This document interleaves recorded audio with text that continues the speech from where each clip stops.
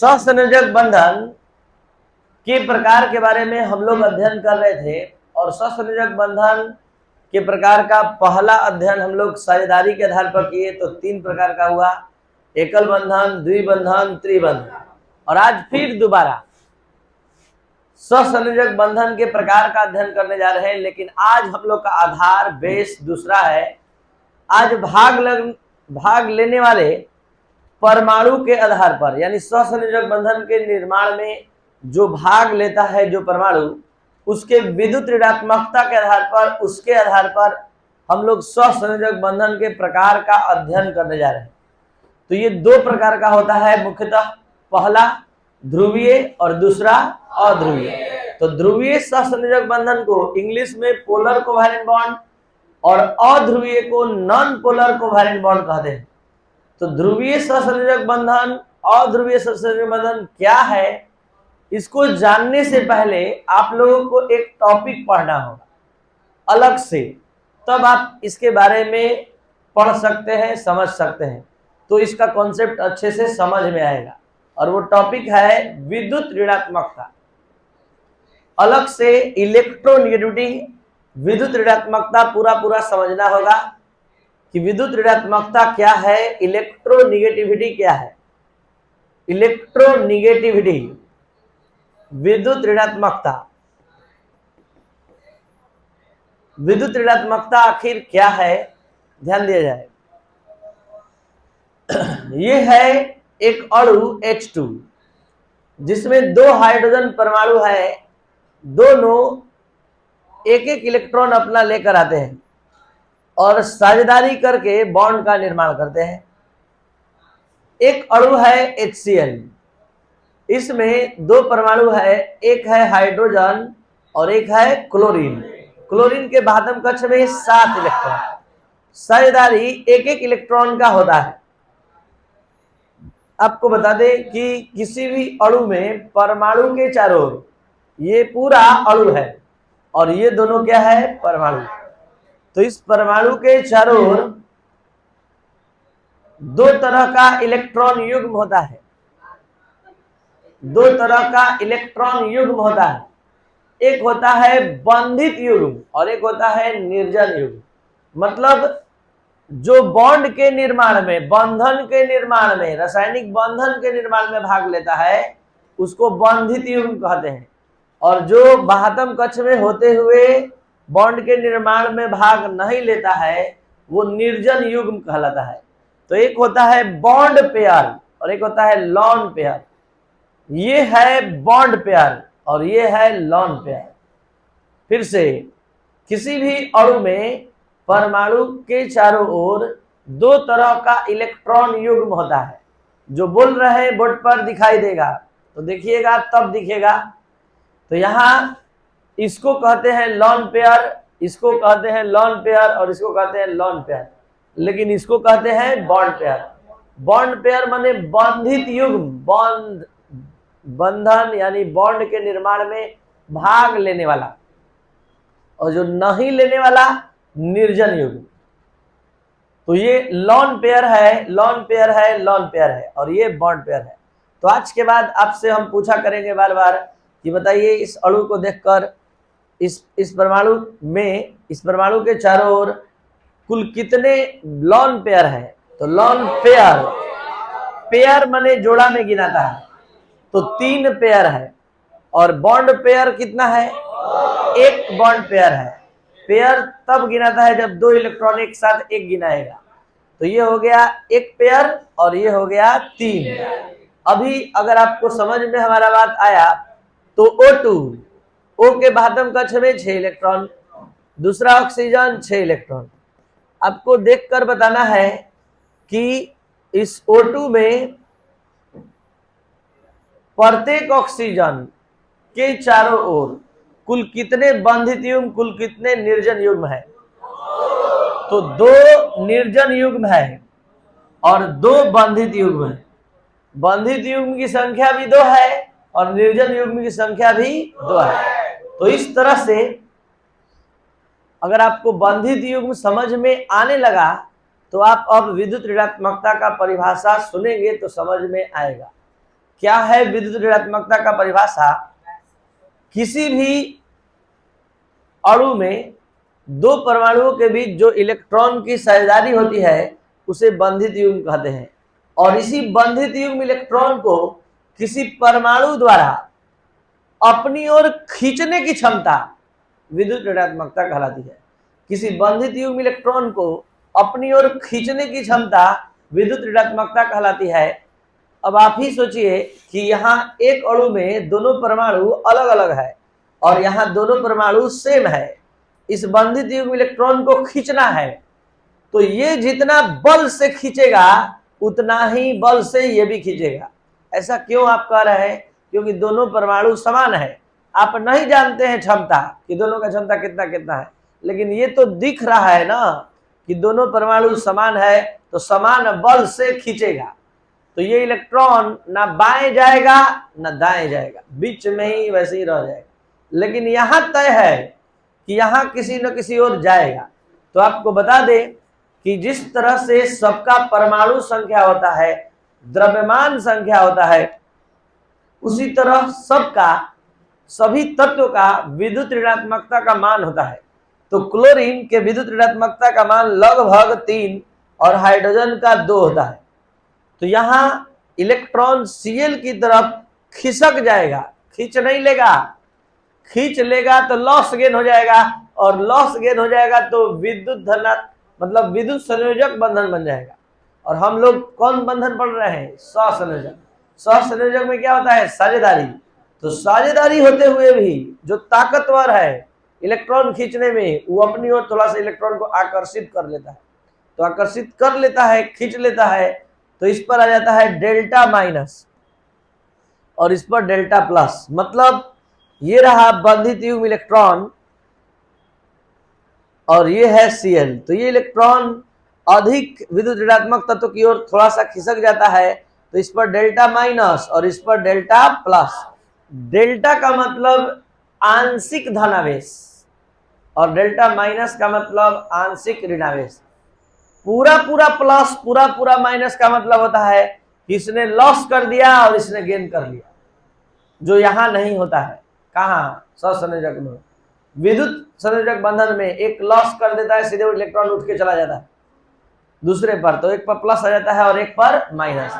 यहाँ हम लोग सहसंयोजक बंधन का अध्ययन कर रहे हैं, जहां एक जो अधिक विद्युत ऋणात्मक तत्व है वो बंधित युग्म इलेक्ट्रॉन को अपनी ओर खींच लेता है, तो उस पर डेल्टा माइनस आ जाता है, और जिसकी ओर से खींचता है उस पर डेल्टा प्लस। इस बात को फिर से समझिए दोबारा दूसरे एग्जाम्पल के मदद से। ये एग्जाम्पल है NH3 का निर्माण।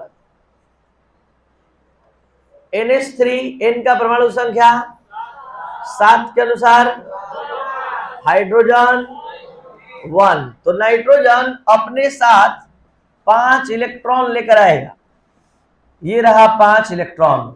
हाइड्रोजन जब भी आएगा तो 1 इलेक्ट्रॉन लाएगा, और यहां दोनों के बीच साझेदारी करके ये बॉन्ड का निर्माण होता जा रहा है, और ये NH3 बनने को बन गया। लेकिन जो विद्युत ऋणात्मकता का मान है N का, वो लगभग 3 और H का 2। तो ये इलेक्ट्रॉन N की ओर खिंचाना शुरू हो जाएगा। तो होगा क्या कि बॉन्ड यहां बनने के लिए बन गया।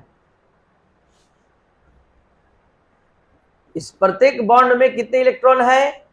2 इलेक्ट्रॉन है।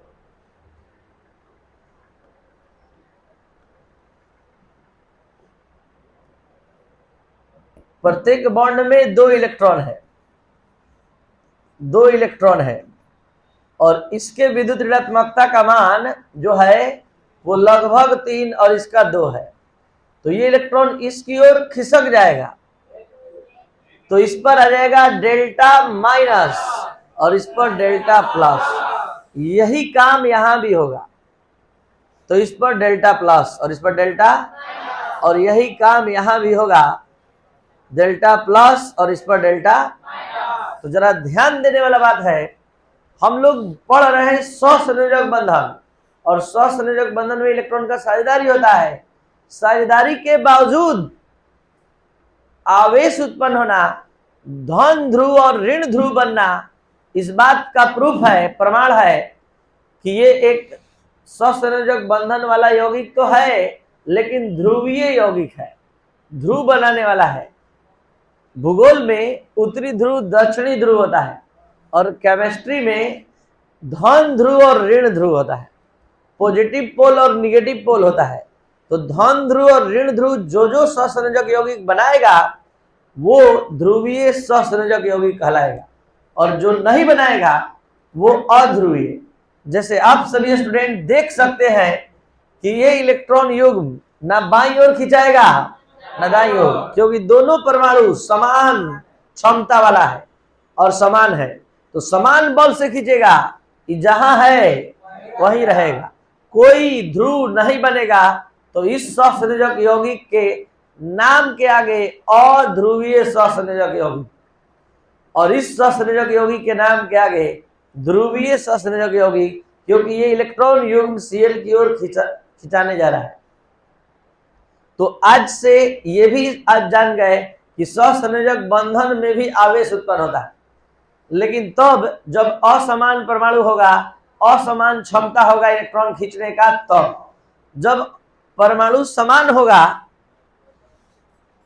तो कोई किसी के इलेक्ट्रॉन को नहीं खींचेगा, तो यहां कोई चार्ज उत्पन्न, तो ये अणु अध्रुवीय अणु कहलाएगा, और ये अणु ध्रुवीय कहलाएगा, ये भी अणु ध्रुवीय अणु कहलाएगा।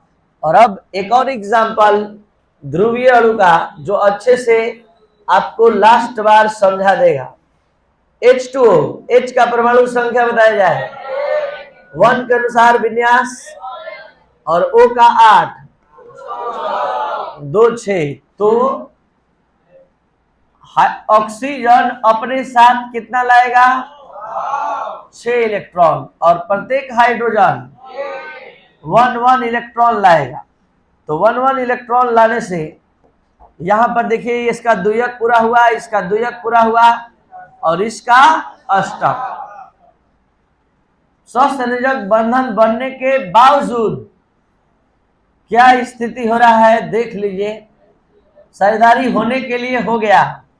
आपको एक चीज अब याद रखना चाहिए, जैसे आज से आप सभी स्टूडेंट कुछ कुछ तत्वों का विद्युत ऋणात्मकता का मान याद करना शुरू कर दीजिए। सबसे पहले इस पूरे आवर्त सारणी में सबसे ज्यादा ताकतवर इलेक्ट्रॉन खींचने में कोई तत्व है तो वो है फ्लोरीन, फ्लोरीन F, और इसका विद्युत ऋणात्मकता का मान 4 होता है।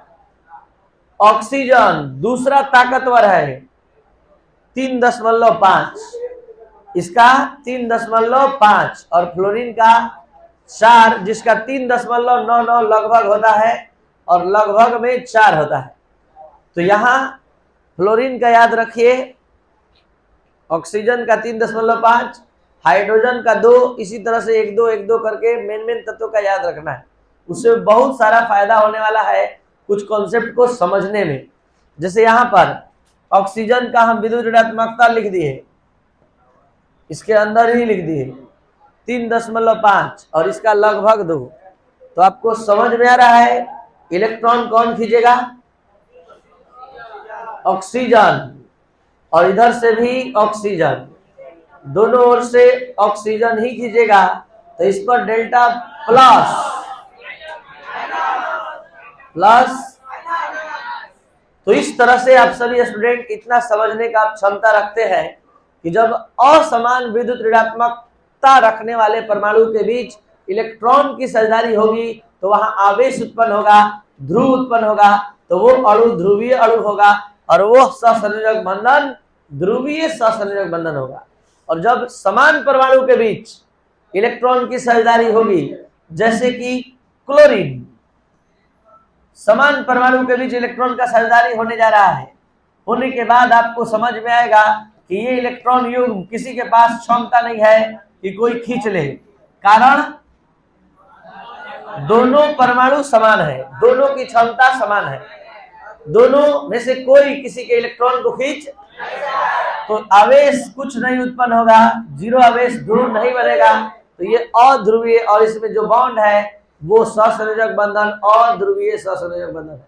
तो वैसा सहसंयोजक बंधन जिसका निर्माण समान विद्युत ऋणात्मकता रखने वाले दो परमाणुओं के बीच इलेक्ट्रॉन की साझेदारी के फलस्वरूप होता है, या दो समान परमाणुओं के बीच इलेक्ट्रॉन की साझेदारी के फलस्वरूप होता है, अध्रुवीय सहसंयोजक बंधन कहलाता है। और जब समान यहाँ असमान विद्युत ऋणात्मकता रखने वाले परमाणुओं के बीच इलेक्ट्रॉन की साझेदारी के फलस्वरूप जो सहसंयोजक बंधन बनेगा उसको कहेंगे ध्रुवीय सहसंयोजक बंधन। जैसे कि आप सभी स्टूडेंट देख रहे हैं, लास्ट बार एक बार बता दें कि यहाँ डेल्टा प्लस और डेल्टा माइनस का मतलब है आंशिक धनावेश आंशिक ऋणावेश। कंप्लीट प्लस कंप्लीट माइनस भी आप सब लोग देख चुके हैं, Na प्लस Cl माइनस, इसका मतलब भी आप जान चुके हैं कि कंप्लीट प्लस कंप्लीट माइनस का मतलब इसने पूरा पूरा त्याग किया और इसने पूरा पूरा ग्रहण किया। तो पूरा प्लस पूरा माइनस का मतलब पूरा त्याग, अब नहीं रहा इसके पास इलेक्ट्रॉन 11, अब हो गया 10, और इसके पास 17 नहीं हो गया 18 हो गया। लेकिन अभी इस वाले में इलेक्ट्रॉन की संख्या पर कोई फर्क नहीं पड़ेगा और ना ही इलेक्ट्रॉन पूरा उठ के जा रहा है, केवल ये ज्यादा ताकतवर है इसलिए थोड़ा सा अपनी ओर खींच लेगा। तो आंशिक धनावेश इस पर और इस पर आंशिक धनावेश को डेल्टा प्लस, आंशिक ऋणावेश को डेल्टा माइनस। तो ये था आपका कॉन्सेप्ट पोलर कोवैलेंट बॉन्ड और नॉन पोलर कोवैलेंट बॉन्ड का। तो ये N2 Cl2 H2 O2 I2 F2, बताइए कौन सा अणु कहलाएगा? Non polar. और ये जो बॉन्ड बनाएगा सहसंयोजक बंधन उसका नाम होगा नॉन पोलर कोवैलेंट बॉन्ड, अध्रुवीय सहसंयोजक बंधन।